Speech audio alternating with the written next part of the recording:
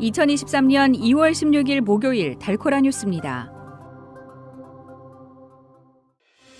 엘파소의 한 쇼핑몰에서 어제 총격 사건이 벌어져 한 명이 숨지고 3명이 다쳤습니다. 캐롤튼 파머스 브랜치 교육구에서 발생한 펜타닐 파문과 관련해 수사당국이 20대 남성 1명을 추가로 체포했습니다. 고용과 소비 호조로 지난해 말까지 경제를 짓눌렀던 경기 침체 공포가 옅어지고 있습니다.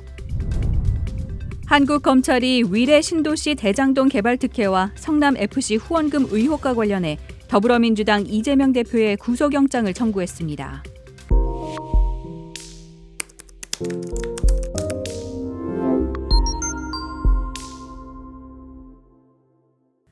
엘파소의 한 쇼핑몰에서 어제 총격 사건이 벌어져 한 명이 숨지고 3명이 다쳤습니다.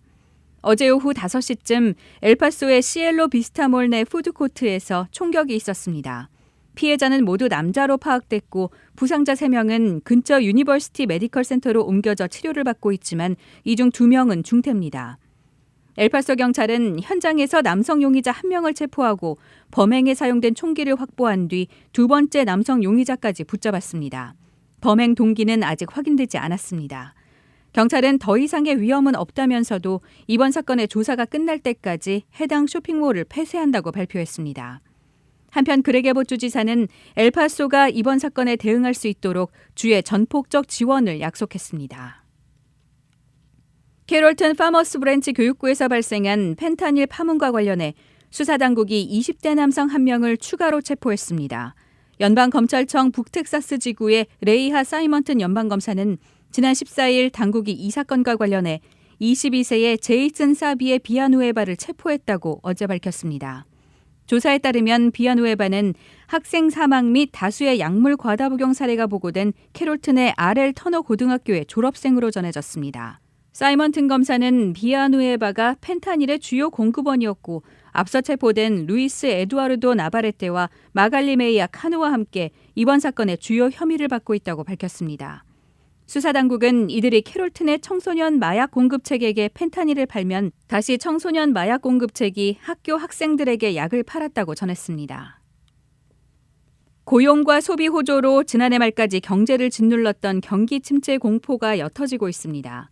연초 50만 개가 넘는 깜짝 신규 고용에 이어 경제를 떠받치는 소비가 1월 들어 큰 폭으로 뛰어올랐습니다. 이에 긴축에도 불구하고 경제 둔화 신호가 잘 나오지 않으면서 연방준비제도가 더욱 매파가 될 거란 전망입니다. 또 경제가 둔화하지는 않지만 대신 인플레이션과 고금리가 지속되는 노 랜딩 시나리오 논쟁도 커지고 있습니다. 어제 연방 상무부가 발표한 1월 소매 판매는 6,970억 달러로 전월 대비 3% 올랐습니다. 소매 판매는 지난해 11월과 12월 소비 성수기에도 각각 1.0%, 1.1% 하락했지만 올 1월 들어 2021년 3월 이후 가장 큰 폭으로 뛰어올랐습니다. 경제학자들은 소비자들이 연말에 주고받았던 상품권을 연초에 사용했을 가능성 등 다양한 분석을 내놓고 있지만 근본적으로는 고용 호조가 소비 증가를 뒷받침한 것으로 보고 있습니다. 한국 검찰이 위례 신도시 대장동 개발 특혜와 성남FC 후원금 의혹 등과 관련해 오늘 더불어민주당 이재명 대표의 구속영장을 청구했습니다. 검찰이 제1야당의 대표에게 구속영장을 청구한 건 헌정사상 처음입니다. 서울중앙지검 반부패 수사 1부와 3부는 오늘 특정경제범죄 가중처벌법상 배임 이해충돌 방지법 위반 등 이 대표에게 5가지 혐의를 적용했습니다. 먼저 대장동 의혹과 관련해 배임 혐의로 성남시장 시절 개발사업 최종 결재권자였던 이 대표가 성남도시개발공사에 4,895억 원의 손해를 끼쳤다고 봤습니다. 또 자신의 측근을 통해 김만배 등 민간 사업자에게 직무상 비밀을 알려줘 이들이 총 7,886억 원의 이익을 챙기게 한 혐의도 있습니다.